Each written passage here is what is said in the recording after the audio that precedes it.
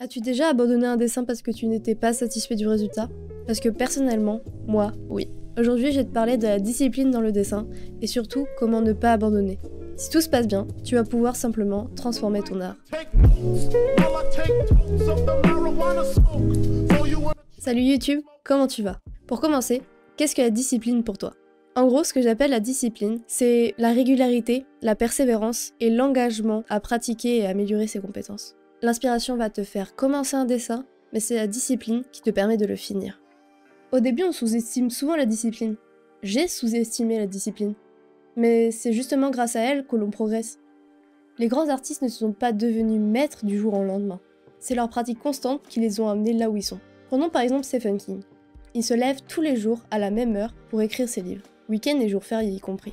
Après ça, il va s'installer à son bureau, où, tant qu'il n'a pas écrit 2000 mots, il ne se lèvera pas. Maintenant, c'est l'un des écrivains les plus reconnus qui existent. Quand ton objectif est de progresser, il est important de s'imposer une routine artistique. En dessinant régulièrement, tu peux commencer à identifier ce qui te plaît et même commencer à te faire ton propre style. L'art n'est pas un don, mais le fruit d'un travail plus ou moins long. Pour moi, le sport a des côtés similaires. Les muscles ne se forment pas en un mois, c'est le fruit d'un travail sur une longue durée. Quand tout nous paraît sombre et que tu as envie d'abandonner, c'est souvent la discipline qui va faire que tu vas continuer. Le plus satisfaisant, c'est de voir les progrès après des mois de pratique. C'est extrêmement motivant et ça booste la confiance d'un coup. Alors, ok Célia, c'est bien beau, mais comment on intègre la discipline dans sa pratique artistique? Je vais essayer de te donner quelques conseils qui, normalement, pourront te mettre sur le bon chemin. Sache que je vais aussi mettre en œuvre ces conseils parce que j'estime en avoir aussi besoin. Ok, le premier conseil est un conseil assez simple. Mets en place une routine. Essaye de dessiner chaque jour à la même heure, même si ce n'est que pour 15 minutes. Avec cette pratique, tu vas instaurer une bonne dynamique de progression. Reprenons l'exemple du sport. Tes progressions seront beaucoup plus visibles si tu fais 15 minutes de sport par jour que si tu fais 5 heures dans un mois. J'abuse un peu, mais c'est pour que tu captes l'exemple. Ton cerveau assimilera beaucoup plus des informations si tu pratiques tous les jours.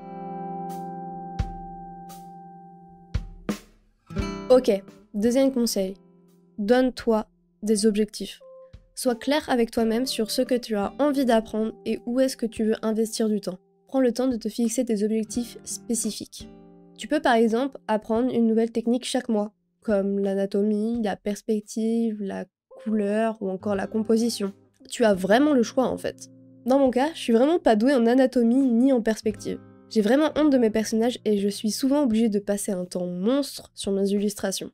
C'est sur cette thématique que j'aimerais travailler, surtout que j'ai en idée de faire peut-être un manga ou une BD, donc c'est un peu nécessaire. Si par exemple toi, ton objectif de vie c'est d'écrire un manga, découpe cet objectif en plusieurs petits objectifs. Fais-toi des étapes cohérentes et réalisables que tu pourras réussir progressivement. Comme ça, tu progresses à un bon rythme sans te saboter. Bien sûr, on a déjà tous perdu la motivation. Jeter un dessin à la poubelle ou encore mettre en boule et le brûler, je sais pas, mais oui, c'est déjà arrivé. Me juge pas. Quand tu n'as plus de motivation, essaye de trouver la cause et travaille sur ça. Trouver l'origine du problème te permettra de savoir sur quoi travailler. Il m'arrive des fois de mettre des heures dans une seule et même illustration et à la fin le trouver horrible, mais c'est normal. Ce n'est pas pour ça qu'on doit se trouver nul ou tout simplement détester notre dessin. Il suffit juste d'y aller étape par étape et ne pas se brûler les ailes. Passons au conseil numéro 3. Je pense que c'est un conseil que tu as déjà pu voir pas mal de fois, mais il est important. Tiens, un carnet de croquis. Un carnet de croquis est un excellent moyen de te voir progresser et de rester motivé. Si ça t'intéresse, je te ferai une autre vidéo sur ça parce que ça peut être un sujet à part entière.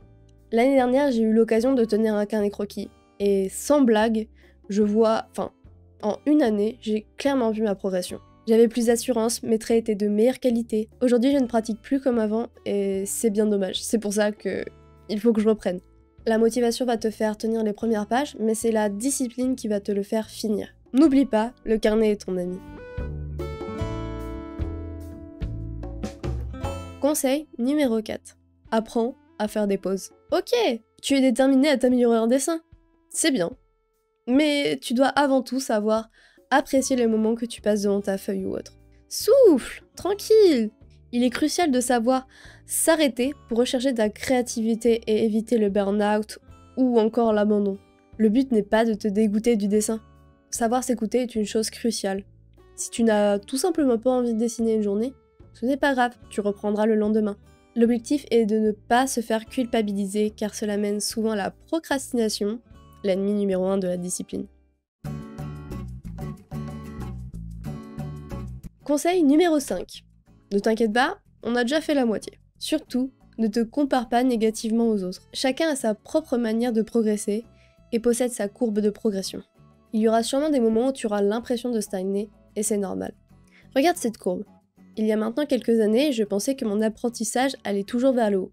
Mais non, dans la plupart des cas, ça fonctionne pas comme ça. Mais plutôt comme celle-ci. En dessin, personnellement, je progresse en fonction des déclics que je peux avoir. La courbe ne peut pas être parfaitement droite, il faut accepter ça. De plus, chaque individu a son propre parcours de vie. Quand tu te compares, tu ne prends pas en compte son contexte de vie, son parcours et les efforts qui l'ont mené à être comme il est aujourd'hui. Je sais c'est dur, mais tu ne te porteras que mieux en faisant ça. Prendre en compte le résultat sans regarder le cheminement qu'il y a eu derrière, ce n'est pas vraiment ça. En revanche, n'hésite pas à comparer ta propre progression. Garde tes anciens dessins surtout. Ils te permettront de suivre ta progression et tout simplement être en joie quand tu remarqueras que tu auras gagné du niveau. À l'instant même, tu verras, ton envie de prendre un crayon et une feuille sera instantanée. Voici mon dernier conseil. Il est un peu bateau, mais il faut savoir l'écouter parce que la plupart du temps, on ne l'applique pas, mais c'est fais de ton mieux et prends du plaisir à créer. Ne lâche pas ton dessin à la première difficulté ou distraction. Cela pourrait complètement fausser ton propre regard sur tes créations et ça peut avoir un impact terrible sur la motivation et l'envie de dessiner. Alors vraiment, s'il te plaît, donne-toi les moyens d'atteindre tes objectifs et à être fier de toi. Rappelle-toi souvent pourquoi tu as commencé à dessiner et pourquoi tu souhaites progresser. Surtout quand c'est fait, garde ça en tête.